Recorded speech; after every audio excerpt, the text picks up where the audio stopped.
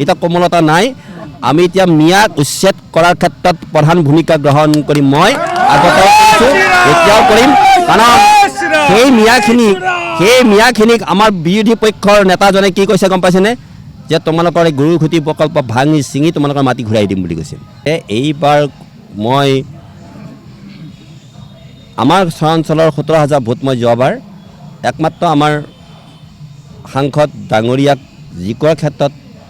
মই এটা পজিটিভিটি এটা লৈছিলোঁ মই তেওঁলোক অলপ বহা নাই কোনোদিন এইবাৰ মই কঠোৰ হৈছোঁ যে মই কেতিয়াও মিয়া ভোট মই লৈ মই জয়ী নহ'ম আৰু লগে লগে আপোনালোকে গম পাব যে এইবাৰ কিন্তু ভোট মোক 17,000 ভোট মই নাপালোঁ যদি পালোঁহেঁতেন তেতিয়াহ'লে 25 লগত 17 যোগ কৰিলে সেইখিনি ভোট হ'লহেঁতেন মোৰ কিন্তু এইখিনি মোৰ পৰা নিলে কোনে আমাৰে দুই একে লাগি পেলাই আমাৰ যিগৰাকী অসনাতনী পক্ষত ধ্বংস কৰিবৰ কাৰণে যিটো কাম কৰিছিল সেইগৰাকী কংগ্ৰেছৰ আটাইখিনি ভোট তেওঁ দিয়াত গুৰুত্বপূৰ্ণ ভূমিকা গ্ৰহণ কৰিলে মই ভালেই পাইছোঁ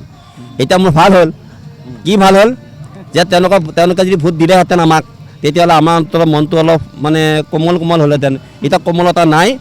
আমি এতিয়া মিয়াক উচ্ছেদ কৰাৰ ক্ষেত্ৰত প্ৰধান ভূমিকা গ্ৰহণ কৰিম মই আগতে কৈছোঁ এতিয়াও কৰিম কাৰণ সেই মিয়াখিনিক আমাৰ বিৰোধী পক্ষৰ নেতাজনে কি কৈছে গম পাইছেনে যে তোমালোকৰ এই গৰুৰ খুঁটি প্ৰকল্প ভাঙি ছিঙি তোমালোকৰ মাটি ঘূৰাই দিম বুলি কৈছিল এয়া কি আপোনালোকে সহ্য কৰিব এইবিলাকতো আমি সহ্য কৰিব নিদিওঁ নহয় গতিকে মই আকৌ ক'লোঁ যে আজি মই বাৰ্তা দিছোঁ আমাৰ ডক্টৰ হিমন্ত বিশ্ব শৰ্মা ডাঙৰীয়াক যে তেখেতে যি ধৰণে অসমখন গঢ়িব খুজিছে ইয়াত কিন্তু খিলঞ্জীয়া মানুহৰ স্বাৰ্থ ৰক্ষা কৰি আমি কাম কৰিম খিলঞ্জীয়া অৰ্থটোত কিন্তু হিন্দু মুছলমান শিখ চব আছে কিন্তু যিসকল হিন্দু যিসকলে নেকি এই ইয়াৰ মানে বিৰোধী কাম কৰে মইতো মানে মই মুছলিমসকলৰ কথা নকওঁৱেই কিন্তু সেইসকলকো আমি কেতিয়াও সেই দৃষ্টিৰে চাম কি দৃষ্টিৰে জানে তেওঁলোককো আমি এই মুছলমান তথাকথিত যিসকলে নেকি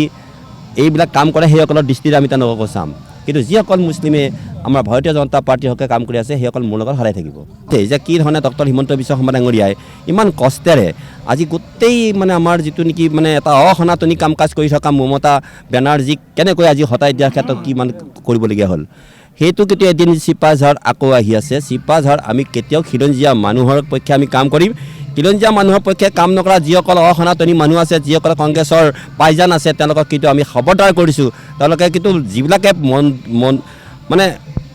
কংগ্ৰেছলৈ তেওঁলোকে মুছলিম সত্তাটোক যদি শ্ৰদ্ধা জনোৱা সেই মানুহখিনিৰ ওচৰত থাকে কাৰণ মুছলিম বহু কেইজন মোৰ খিলঞ্জীয়া মানুহ আছে যিসকলে আমাৰ লগত কাম কৰি আছে দৰাচলতে তেওঁলোকে প্ৰকৃত অসমীয়া তেওঁলোকে প্ৰকৃত খিলঞ্জীয়া গতিকে সেইসকলকো মই লৈ পেলাই মই কাম কৰিম আৰু যিসকলে আমাক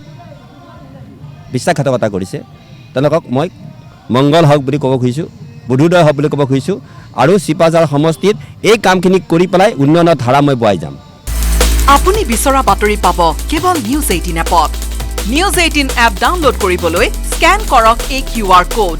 গুগল প্লে ষ্টৰতো পাব এই নিউজ 18 এপ